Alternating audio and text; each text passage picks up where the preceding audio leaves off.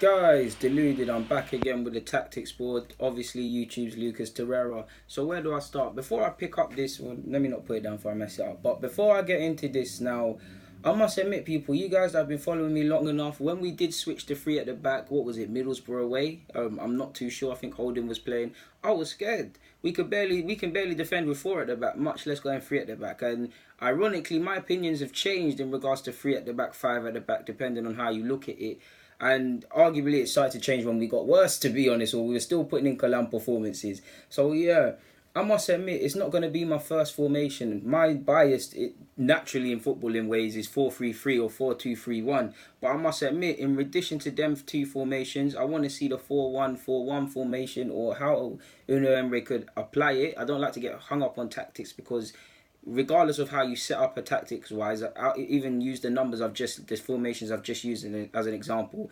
It depends on how you interpret it. What you interpret as a 4-3-3 might be a 4-5-1 to me, for example. And they're all interchangeable, and at some point the formations change. So I don't like to get hung up on positions and formations. But I do believe, just as a man that loves his club and trying to get back into the top six on the basis that, yes, we know we need to try and beat everybody in this league to win leagues or get trophies. But if we look at our immediate competitors, the other five clubs, there's got to be five different ways or a certain sort of way of playing sides. City and Liverpool, there's similarities in how they play, but they're completely different. Spurs, the same. Spurs and Chelsea can find similarities, but we all know they're completely different. You get the point. Everybody's got some different sort of way of playing.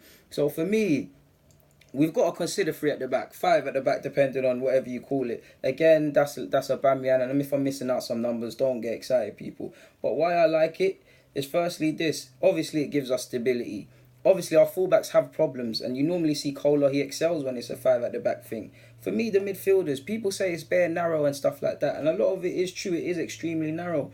But do you remember the first couple of games that at least we saw as fans, Boreham Wood and a couple others before that? We missed Brentford and Crawley and that. But you still saw runs. You still saw, okay, these are the fullbacks now. They don't even have to be fullbacks. There's many different ways of implementing this formation. You don't have to go with fullbacks. You can go with wingers.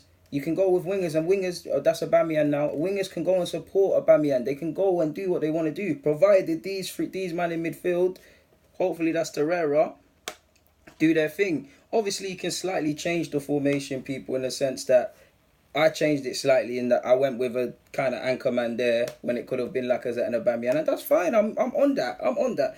I'm just looking at is that when Nelson, hopefully Mkhitaryan or whatever they go, we've got stability. Because we're still going to need Ramsey to go and contribute. Torreira and Xhaka are going to have to pattern somewhere. My man's going to have to pattern somewhere. So do you get it? There's many different ways of us implementing this formation. But for me, it allows us to be rigid. If we can get this perfect, it allows us to be rigid. And a part of me feels that with how Unai Emery likes to implement defensively and positionally and tactically and all of these things, this formation could potentially come good.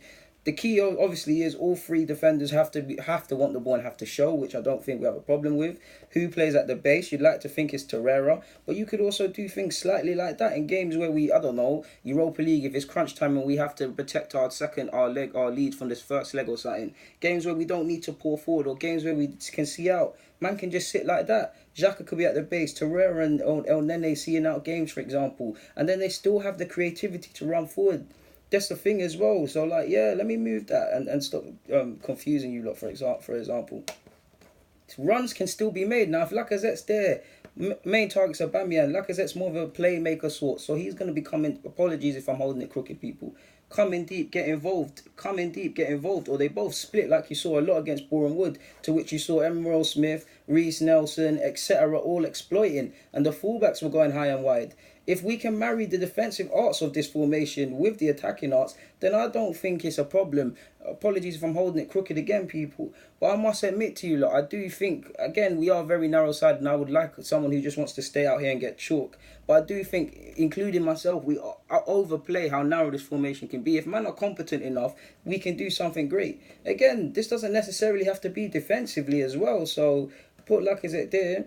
I mean, Lacazette or whoever, or this could even be Ozil in a second striker sort of role, and then you can have Torreira, Xhaka, and whoever protecting, or you could have Ramsey, Ozil, and someone else and go completely offensively. There's many different ways we could implement that. Again, it wouldn't be my first choice, but I honestly believe there could be a time where we want to go, we need to do that. And again, the final point, and it's just hit me before this memory dies, if I try and put it back to how I had it, of sorts, if I can. In fact, I don't even need to. What do you typically see at Arsenal, people? We get outnumbered bare. 3 versus 3, 2 versus 3, all of this. Again, we still have problems, but now you see it's a 3 versus 3 on 3 here, right, people? 3 on 3 of sorts. Okay, if it's wingers, it's not going to bang, but then again, see what I'm saying? We've got stability. We've got, if that's Torreira or something, and these lot being competent defensively, stability. We now outnumber them versus of what you've typically seen happen.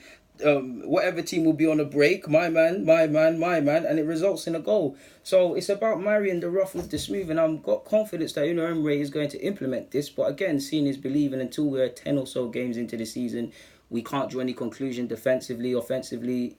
Has Unai Emery been bad? Has he been good? Are the players learning? Are they not learning? It's a long time. It's a long process. So yeah, I got nothing more to say on that front. So guys, deluded, get in the comments, subscribe and do the rest. I honestly believe while it might not be my best or most favoured position formation and positioning of these players, we should consider it. Guys, deluded, get in the comments, subscribe and do the rest. I'm out. Thank you for watching.